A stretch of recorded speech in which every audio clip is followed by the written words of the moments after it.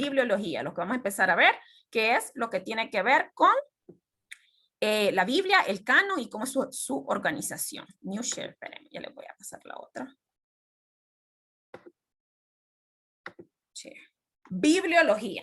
Entonces, como siempre comenzamos, quiero saber si alguien había escuchado anteriormente este término. No, yo soy nueva, ya les dije, mi primera clase. Sí, Pamela, ya sabemos, bienvenida, es cierto. Como entraron un poquito tarde, habíamos empezado con la revisión del examen, pero... No, pero no me la perdí, la okay. vi, estaba fascinante, pero no quise interrumpir porque es examen, o sea, ya vieron todo eso. Sí, ya más o menos tiene una idea de qué tipo de cosas vemos, ¿verdad? Y ya tiene una idea de cómo son los exámenes. Bueno, ya los nuevos, los que entraron este año conmigo, pues ya saben, ya tienen una idea de cómo son los exámenes. Los exámenes, si usted entra a clases todos los días y escucha lo que yo digo y lo que yo voy diciendo de esto les pregunto, efectivamente, eso les pregunto. Porque mi intención no es aplazar a la gente, mi intención es que la gente aprenda. Entonces, lo que yo les digo, esto les pregunto es porque considero que es lo más importante, porque si se ve en el manual es bastante, y de hecho los libros de teología son extensísimos, ¿verdad? Entonces, lo que yo les voy diciendo, esto viene en examen, es porque eso viene en examen. Siempre les doy el tip de qué es lo que viene, no me interesa aplazar gente, a mí me gusta que la gente aprenda. Entonces, hoy empezamos con la bibliología. Entonces, como su nombre lo dice, si etimológicamente nos vamos, ya sabemos que logía viene de logos, que es un tratado o estudio. Entonces, ¿tratado o estudio de qué? De la Biblia. ¿Y de dónde viene esta palabra Biblia? Vamos a comenzar. Entonces, ¿qué es? Es parte del estudio de teología que estudia la Biblia como un conjunto de libros sagrados, desde su formación, inspiración, estructura, la canonicidad, inerrancia, revelación e iluminación. Entonces vamos a ver qué es el canon, o sea, el canon son los libros que competen a esta, la inerrancia, que es una doctrina prácticamente de fe que nosotros tenemos, el creer que la Biblia es carente de error, y la diferencia entre los términos como revelación e iluminación, porque es importante, como dijimos, de llevar teología, es aprender a hablar. La Biblia desde sus inicios sabemos que fue escrita ya fuera en papiros, en Egipto, por ejemplo, donde se hace, que es un material extraído a partir de una flor, o en pergamino, que es cuero de animales. Este era un material como mucho más resistente, pero también más caro.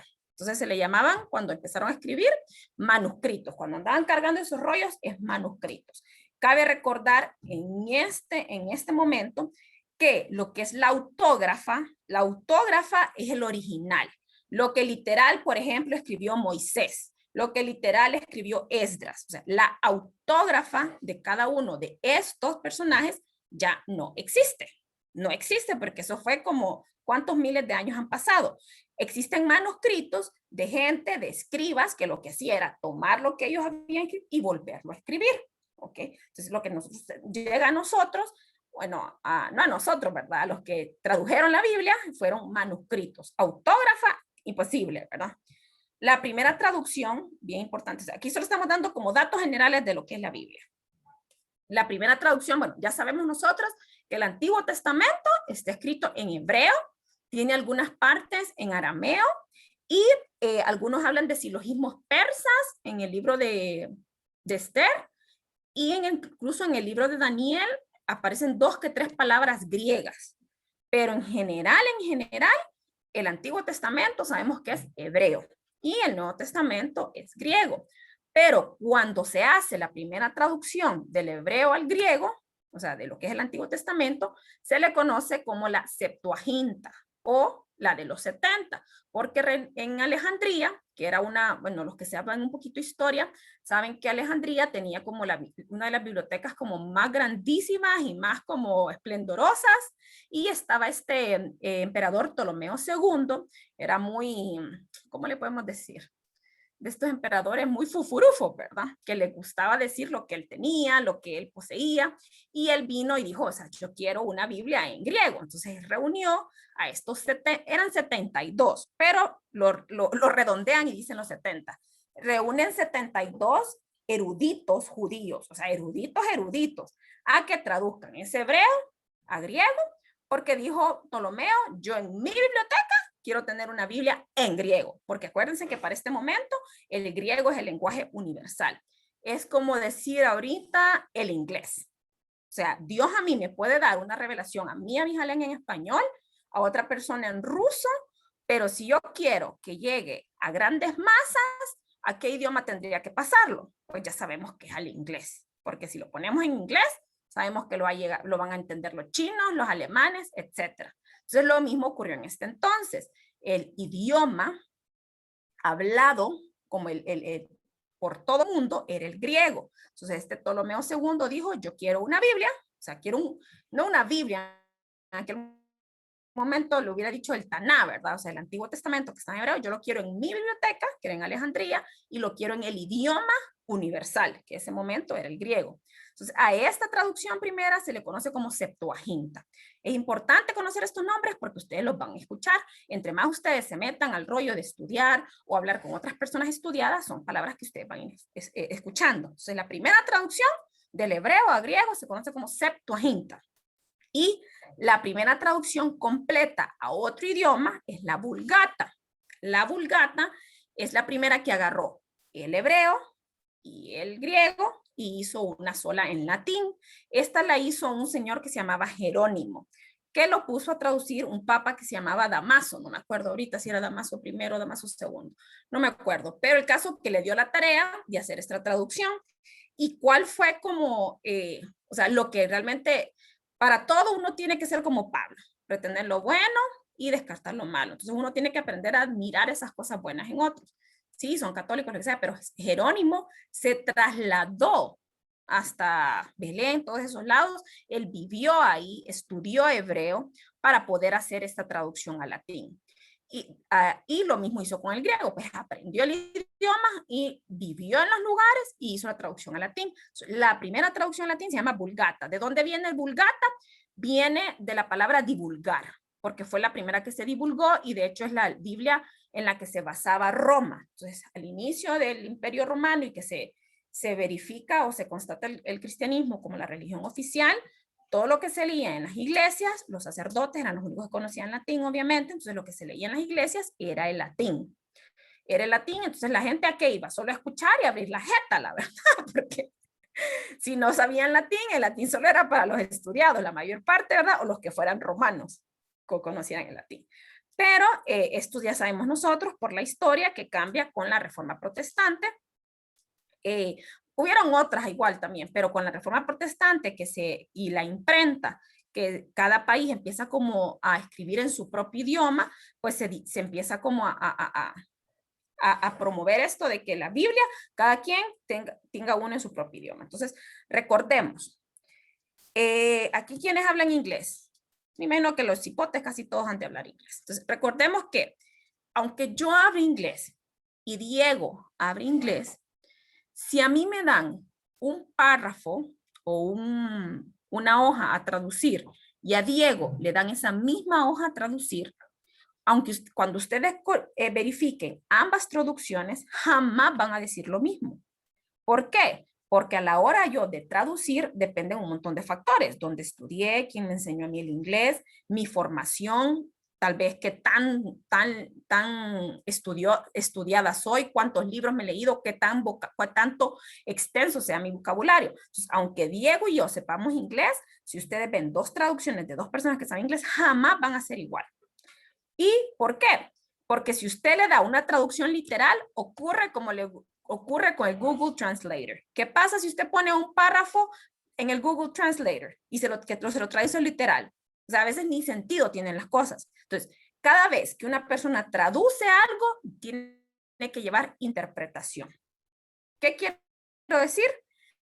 Que todas las Biblias, llámese Septuaginta, llámese Vulgatas, llámese Reina Valera, llámese Traducción Viviente, póngale el nombre que quiera, todas llevan interpretación del autor, aunque no quieran. Desde el momento que yo hago una traducción, ya lleva interpretación mía. No hay una traducción literal, porque si hacemos traducciones literales, las cosas no tienen sentido a veces.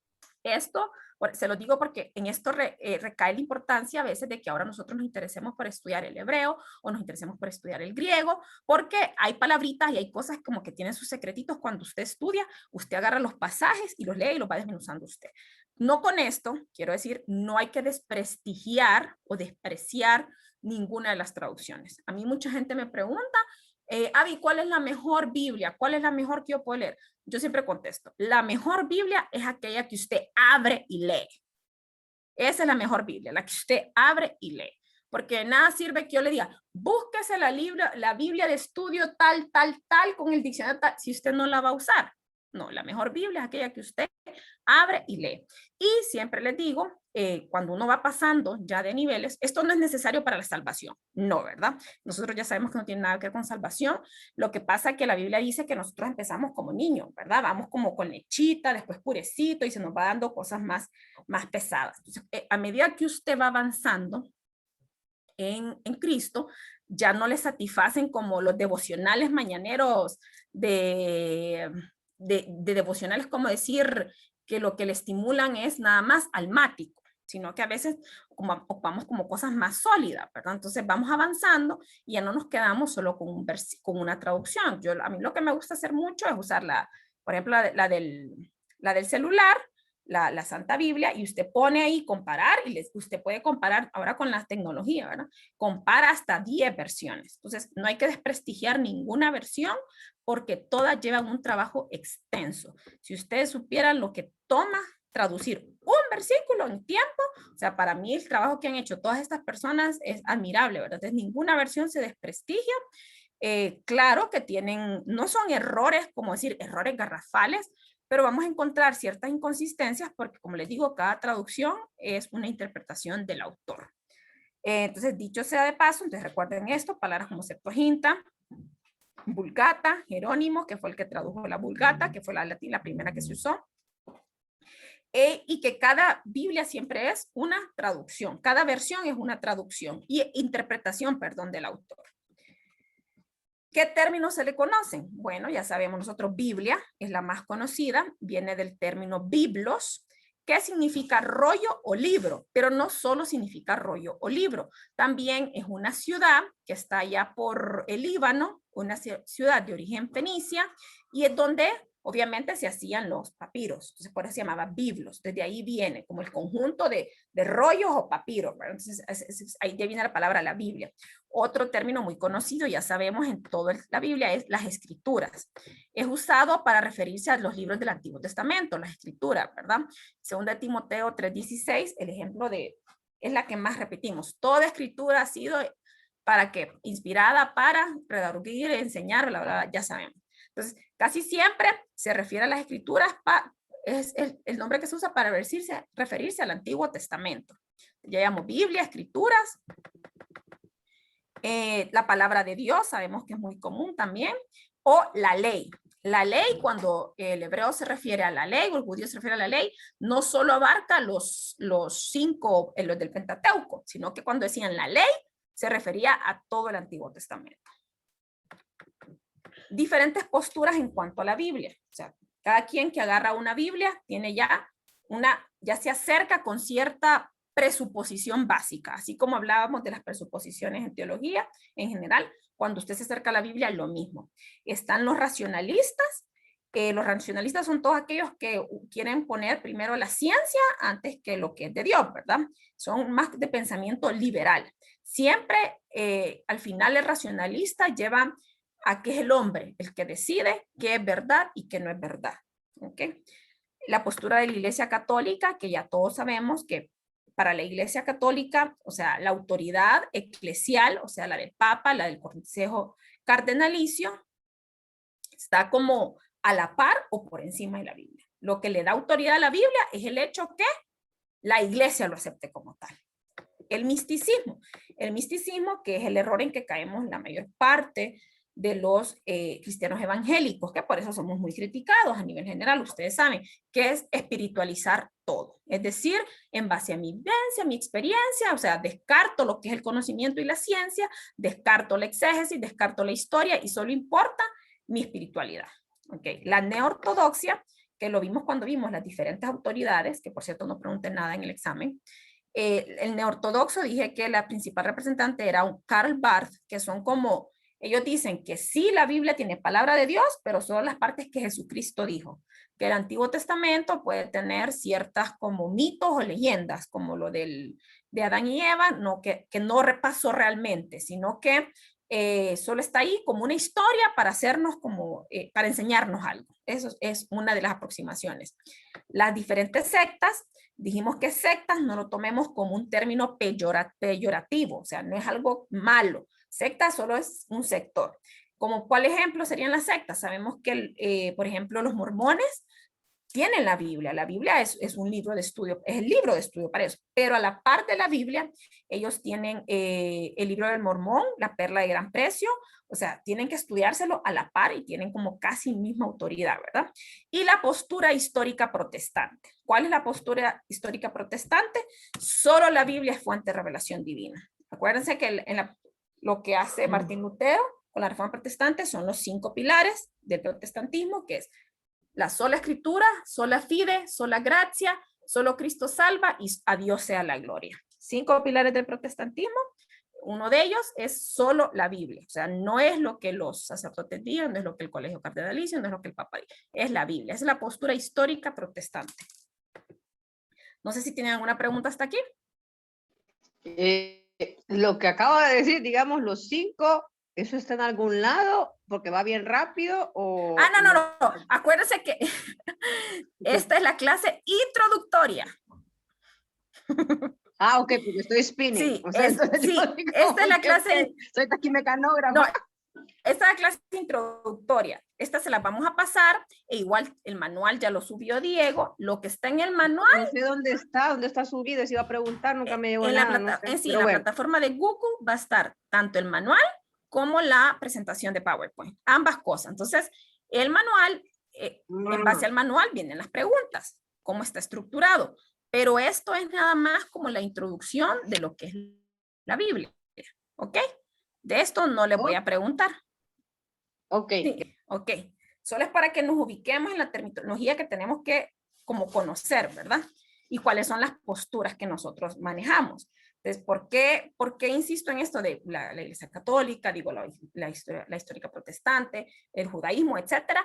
Porque uno tiene que irse ubicando también dónde uno está. O sea, yo, como les digo, hay mucha gente que si usted ahora le dice, protestante, sienten esto como insulto, ¿verdad? Pero a veces uno tiene que conocer como la historia o las ramas o de dónde vino. Entonces, yo sí creo en esos 5 pilares, ¿verdad?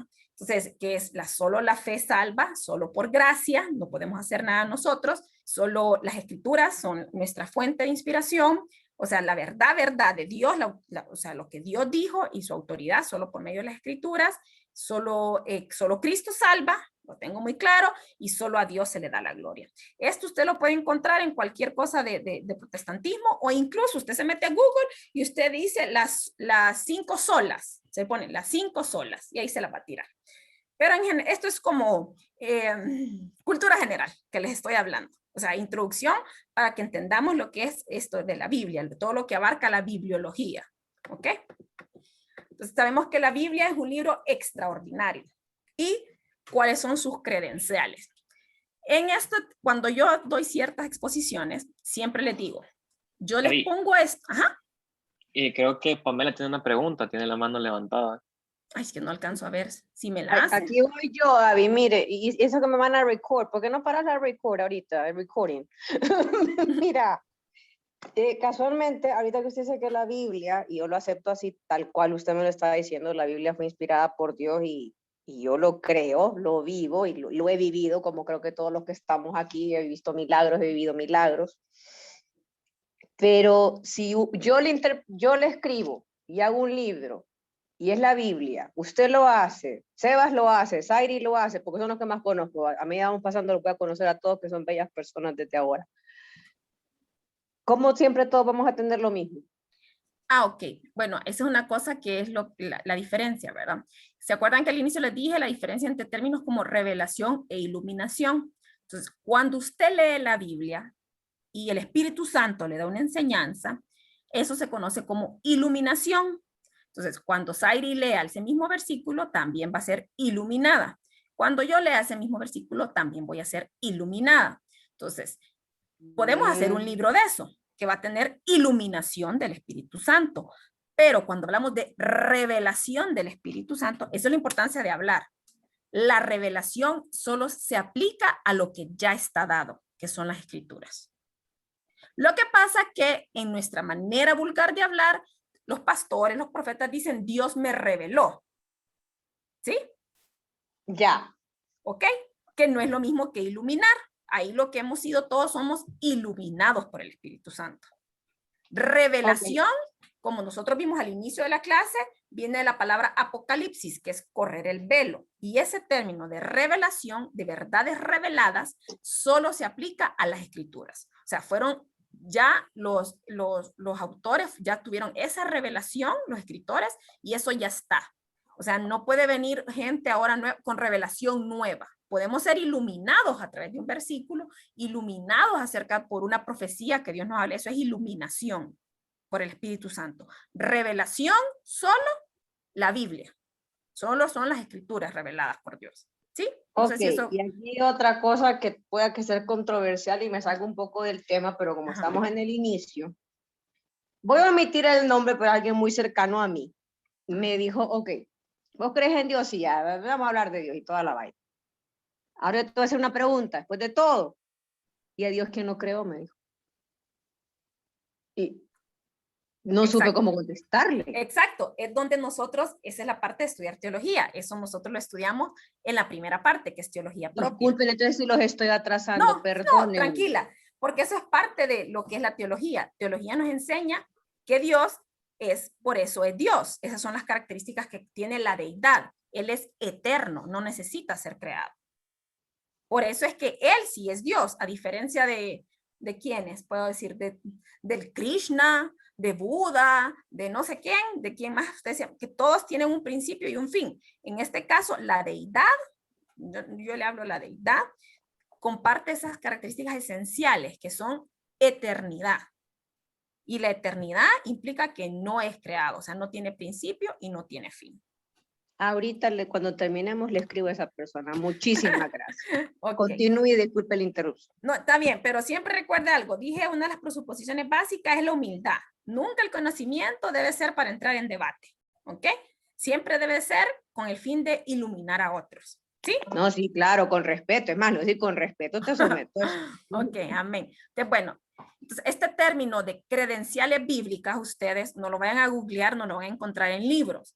Estos son términos como cuando yo le pongo a la clase cosas así para hacerlo más fácil de entender. O sea, ¿qué es una credencial bíblica? Por ejemplo, ¿cuáles son mis credenciales que me autentican a mí como doctora? Mi sello, mi título, entonces, mi título de universidad y mi sello que me dan me autentica a mí como doctora. Esas son mis credenciales para presentarme ante ustedes como doctora. Entonces, similar a este concepto, entonces yo dije, ok, ¿cuáles son las credenciales de la Biblia? O sea, ¿qué autentican a la Biblia? ¿Qué le da ese respaldo a la Biblia? Entonces, vamos a ver tres términos, que son el autotestimonio, la unidad y la inerrancia. Inerrancia dijimos que es estar libre de error y eso ocupa una clase aparte. El autotestimonio, o sea, es que ella misma se autentica, y la unidad es ese hilo que mantiene la Biblia desde Génesis a Apocalipsis, donde no se contradice. Vamos a ir desglosando cada uno. Entonces, si yo les pregunto en examen, ¿cuáles son estas? Ya les estoy diciendo, miren, ven, antes no se lo había dicho. Si yo les pregunto en examen, credenciales de la Biblia o qué autentica la Biblia, ya vamos a saber. Autotestimonio, o sea, ella misma se autentica, la unidad que tiene y su inerrancia. Son tres cosas en las credenciales bíblicas. ¿A qué nos referimos con el autotestimonio? ¿Ok? Sabemos que ella misma se dice a sí misma como el libro de Dios. Deuteronomio 6:4, donde contiene el Shema, se habla, es un libro del monoteísmo, viene a ser como algo que le da así a su tiempo, porque recuerden que en aquel tiempo lo que abundaba es el politeísmo, y al contrario viene y en la Biblia habla de un solo Dios, y no van a adorar otros dioses, y es un Dios celoso, y no hay Dios fuera de mí, habla de un Dios único. que esto es, le vino a dar en la cara a todos sus contemporáneos cuando en aquel momento se le manifiesta por Israel, porque todos los demás eran politeístas. Para nosotros en nuestros tiempos ya es como algo más normal hablar de un Dios único, un Dios, pero recuerden lo que vivieron aquellas personas. Pues en aquel entonces la moda, lo cool, era adorar muchos dioses. Era el politeísmo y viene a través de Israel, es un solo Dios, el monoteísmo bíblico, ¿verdad? La doctrina trinitaria, luego en el Nuevo Testamento, que es muy diferente, ya lo hemos hablado, a lo que son los triunviratos. Triunviratos es lo que sucedía como en algunas religiones, por ejemplo, Osiris, Isis y Horus. Hay tres, pero entre ellos tres se dan en el traste y no es que trabajen en unidad. Eso es un triunvirato. La Trinidad nos viene a hablar de Jesús, que era Dios también, pero también se encarnó, pero también es hijo, pero el Espíritu Santo también es Dios, y ese tipo de cosas que uno dice, pero ¿qué ser humano se pudo haber inventado eso? Nos habla de la creación, del Génesis, de los primeros tiempos, o sea, nos da respuestas realmente, que aunque no tiene todo el conocimiento, la Biblia que existe, pero el conocimiento que está, lo que está, no ha podido ser refutado. El pecado y la redención, lo que nos habla de mantenerse en santidad, por ejemplo, como les digo, a diferencia de lo que era común en aquel tiempo, de practicar orgías, de adorar diferentes dioses, de vivir vidas desordenadas, lo que habla la Biblia, aparte de un solo Dios, empieza a hablar de un Dios santo, santo, santo, santo, y del pecado, y todos somos pecadores y ocupamos redención, y no hay, bueno, entonces, todo esto, o sea, es lo que la gente ya pensó, o sea, no se lo pudo haber ocurrido a un hombre, ¿verdad? La ética, tipos y antitipos. Tipos y antitipos se refiere a aquellas cosas en el Antiguo Testamento que son sombra y figura del Nuevo. Por ejemplo, cuando Abraham va a ir a sacrificar a su hijo, sabemos que es un tipo de Jesucristo, ¿verdad? Entonces, todos esos antitipos del Antiguo Testamento tienen un tipo en el Nuevo Testamento. Entonces, eso es como una unidad. Y la más importante es profecía y su cumplimiento. O sea, lo que en el Antiguo Testamento se profetizó, se cumplió en el Nuevo Testamento. Ejemplos, pues, bueno, más de 300 profecías se cumplieron en cuanto al Mesías. Si usted lee el libro de Daniel, es el ejemplo de una prueba de fiabilidad de las profecías bíblicas, como ese sueño que tuvo de la estatua y dijo cabalito cuáles eran los imperios que iban a venir. Entonces, ese es uno de los principales autotestimonios que tiene la Biblia de sí misma, el cumplimiento de las profecías. La continuidad de las escrituras, el tipo y antitipo, son los tres factores principales que sirven para exhibir esa unidad que hay entre el Antiguo y el Nuevo Testamento. Vamos a leer otro poquito más, antes de, ya casi son las 7:30. ¿A qué quiere decir la unidad? Bueno, ya vimos del autotestimonio, fueron todas las cosas que les dije anteriormente.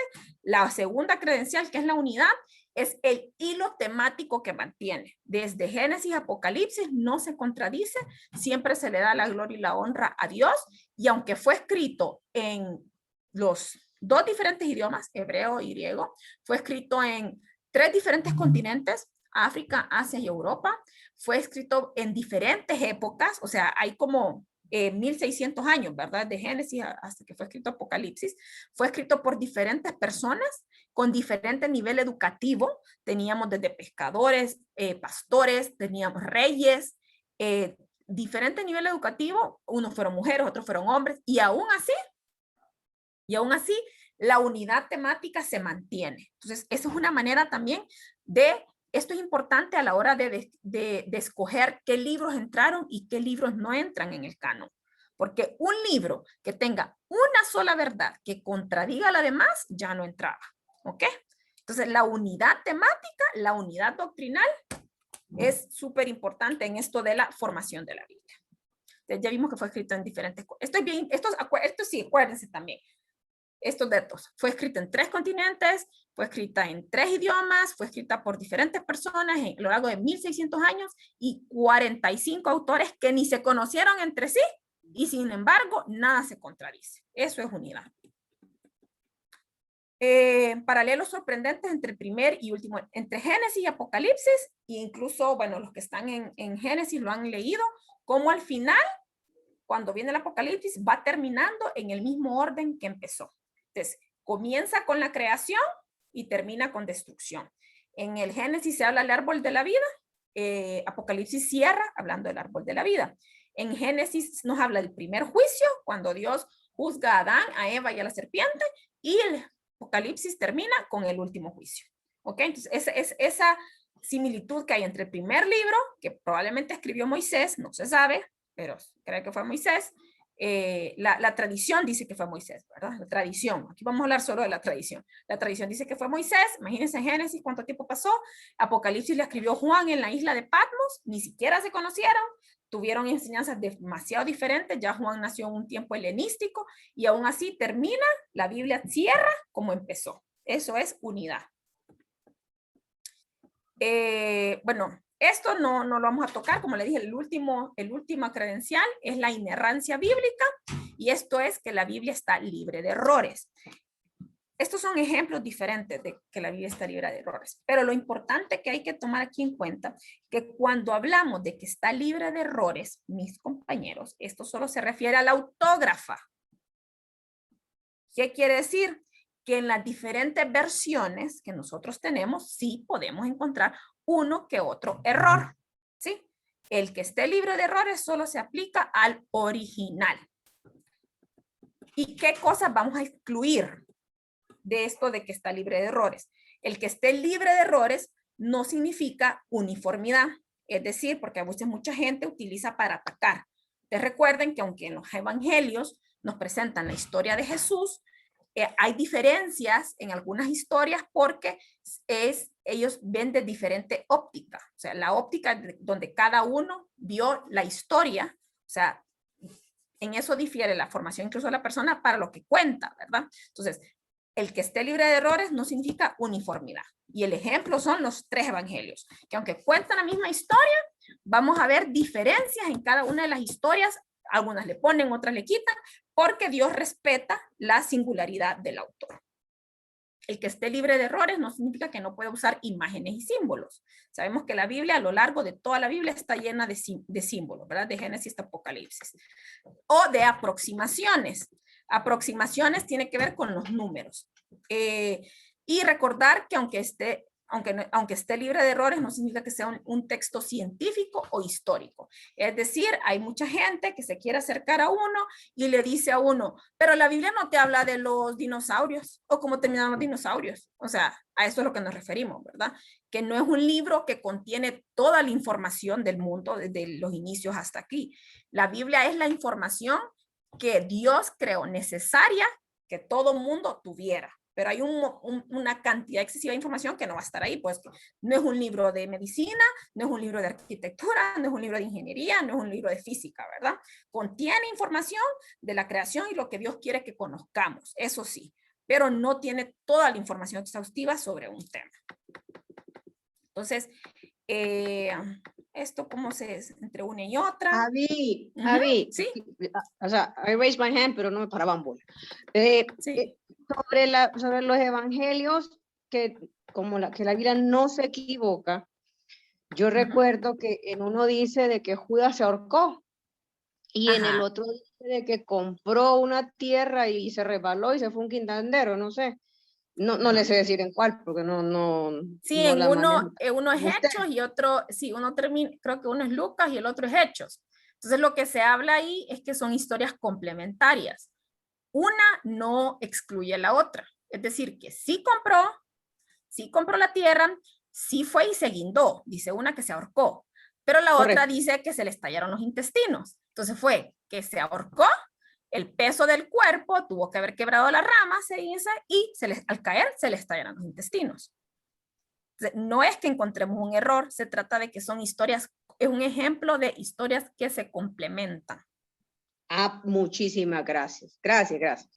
Esa es la respuesta. Entonces, así hay varios ejemplos que dentro de la clase de inerrancia bíblica vamos a ver algunos de ellos, ¿verdad? Que son con la mayoría que tienden a como querer atacar. Pero en esta parte dice una cosa, en esta otra parte. Ok, entonces siempre nosotros, por ejemplo, dijimos al inicio que la característica presuposiciones básicas para estudiar teología es la fe.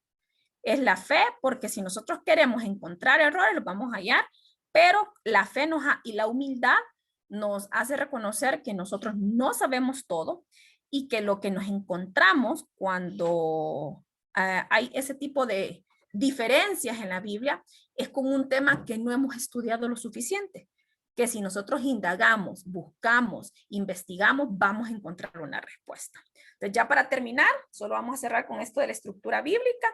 Pues la Biblia que nosotros usamos, sabemos que no es la misma como está dividida para los judíos, ni como está dividido para los católicos, pero la que nosotros utilizamos, la Biblia protestante, pues sabemos que está compuesta por 66 libros, 39 en el Antiguo y 27 en el Nuevo. Tienen que sabérselos todos, ¿verdad? Aquí no es clase bíblica, yo no les voy a enseñar los libros de la Biblia, ustedes se los tienen que saber, el orden.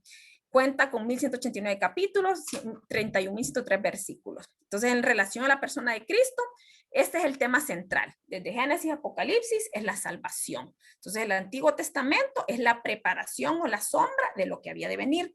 Los 4 evangelios se dice que es la manifestación porque tenemos toda la historia de Jesús. Los hechos es la propagación y las epístolas vienen a ser la explicación y finalmente el Apocalipsis se le conoce como la consumación. Entonces, hasta aquí vamos a leer un poquito. Aquí les muestro la estructura de la Biblia. Entonces, como les digo, yo no les voy a enseñar esto. Ustedes tienen que aprendérselo. Como esta estructura es nuestra Biblia, que es la ley, lo histórico, poético y profético, ¿verdad? Profetas mayores. Tenemos los mayores y los menores. Esto es el Antiguo Testamento. Y en el Nuevo Testamento sabemos que tenemos evangelios, el histórico, las epístolas, las universales y las paulinas. Y paulinas o generales o universales se le conoce, y el último libro que es el profético. Entonces, con esto de la estructura terminamos. La siguiente clase vamos a hablar de lo que es la inspiración bíblica. Y como les digo, de esto solo les voy a preguntar las cositas como las que les dije anteriormente, que son cuáles son las credenciales de la Biblia, ese tipo de cosas. Los libros tienen que aprendérselos, esos de cajón se los estoy diciendo, ¿verdad? No es clase de Biblia, pero los libros tienen que aprendérselo porque es parte de, pues chica, como cristianos hay que sabernos los libros de la Biblia, ¿sí? Entonces, si no hay preguntas, hasta aquí. Esto solo es la introducción, ustedes, de bibliología. Una consulta. Uh-huh. ¿Quién fue el autor de un libro, me imagino yo, que tuvo que haber sido en el Antiguo Testamento, Ajá. que haya sido copero? El copero. Sí. Fíjese que, espérame. Nehemías, Creo que el fue copero del rey. Nehemías. Exacto. Eso le iba a decir Nehemías, porque él fue el que como copero fue a pedir la misericordia por su pueblo. Excelente, muchas gracias. Ok, entonces, gracias. Aquí quedamos todos. Si me ayuda, ok. Diego, ¿estás por ahí para que cierre la clase? Sí, sí. Porfa, cerremos pues. Ok. Yahweh, te damos gracias por este día, Señor. Padre, bendiga la vida de las personas que se conectaron, Señor, a la clase. Que este módulo va a ser un módulo en el que vamos a aprender cada vez más de ti, de tu palabra, Señor. Y que todo el conocimiento que vayamos a adquirir no va a ser para pelear con nadie, sino que va a ser para que nosotros, en el momento en que alguien nos quiera atacar, nosotros tengamos una convicción, tengamos ese conocimiento para que nada nos pueda mover de nuestra fe, Señor. Y que todo lo que aprendamos lo compartamos con amor. Padre, te pido por la vida de Abby, por la mía, que todo lo que se diga en esta clase sea acorde a tu voluntad y acorde a tu propósito, Señor. Bendiga la vida de las personas que tampoco se pudieron conectar, Señor, el día de hoy. Te entregamos esta semana de mucha bendición y que cada día más vamos a estar buscando de ti, Padre. En el nombre de Cristo Jesús. Amén. Amén. Gracias por su asistencia. Hoy yo creo que ya está subido el módulo. La presentación se la voy a subir creo que hasta la otra semana, que terminemos de verla.